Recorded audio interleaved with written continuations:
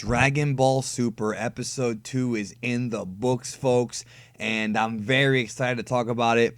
Really enjoyed this episode. In fact, I'm going to go so far as to say it was actually way better than Episode 1.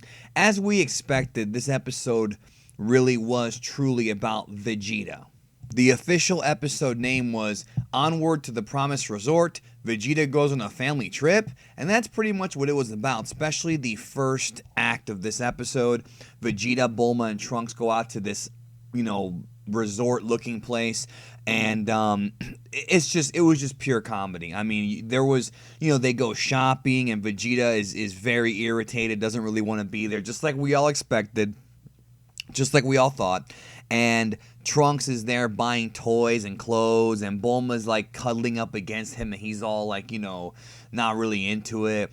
It was so much funny. I mean, again, like I've said before, Toriyama and the people who are doing Super, now they really understand these characters, and it was just fantastic.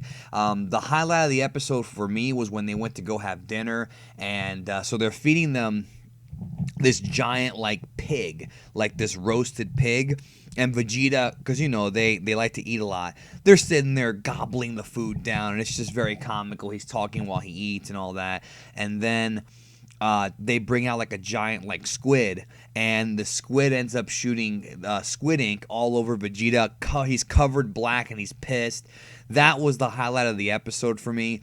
So much fun. I mean, this show, Dragon Ball Super, I didn't expect it to be this much fun. I was kind of reserved. I was kind of thinking, man, I'm hoping it's going to be good, but I don't know if it will be. I'm hoping it'll be fun, and, we're going to get some action.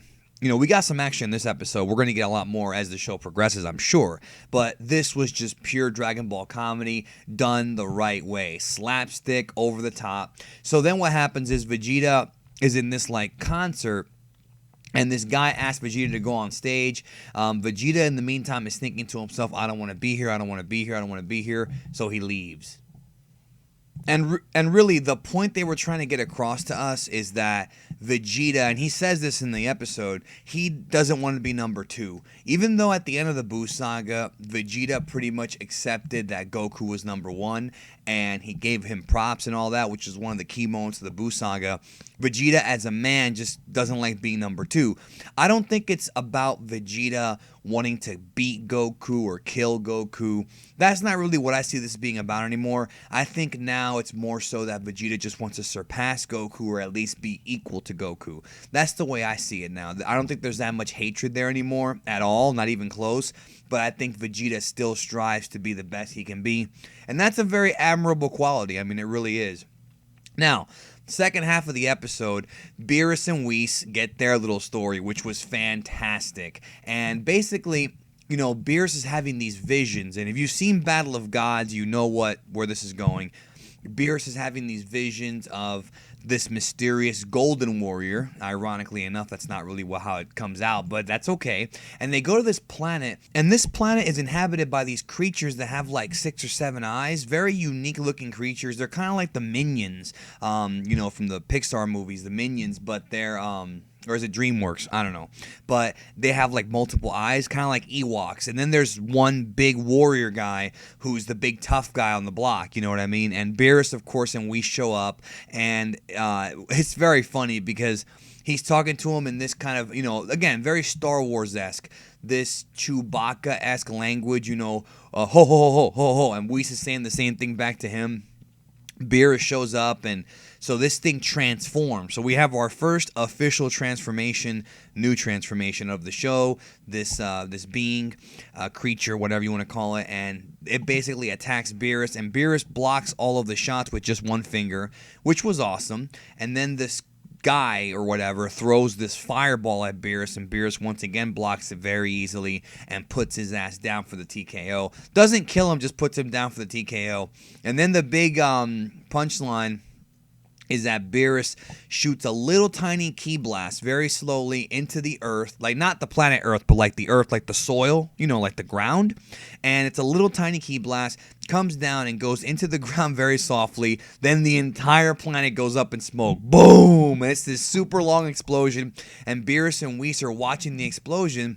And Whis is kind of like asking him, what's up? And then Beerus tells him about the Super Saiyan God. So that's where we're going with it. And this is the first time Whis has heard about the Super Saiyan God. So if anybody had any doubts about Battle of Gods being rewritten, the doubts are out the window. It is being rewritten in Dragon Ball Super with some modifications. So that ends that. Vegeta goes back to training in the gravity room, and he's in the gravity room training his ass off, which is actually where we first see him in Battle of Gods. And then the episode kind of ends very similar to how the movie kind of was, where the old Kais and the Supreme Kaioshin, they're talking, and the old Kai tells Kaioshin, this is Hakaishin Birisu. This is the God of Destruction Beerus. So we actually have a name for Beerus now in Dragon Ball Super, even though we all kind of knew that that's what it was, that was his name, of course. But they have to kind of do it over again as if there is no Battle of Gods. They're going to retell it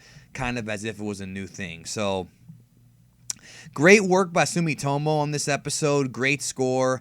The episode pretty much ends with Beerus telling Whis about Super Saiyan God, and that's it. And then on the next episode preview, Bulma's birthday party on the cruise liner, we finally are going to meet the Oracle Fish, and we see Beerus eating wine with grapes. So that's what's coming up next week. I love this episode. I ask everybody here to go check it out.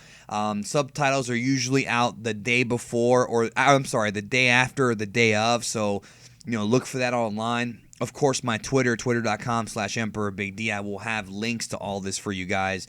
Not going to put it here in YouTube, but I will put it on the Twitter. So twitter.com/EmperorBigD.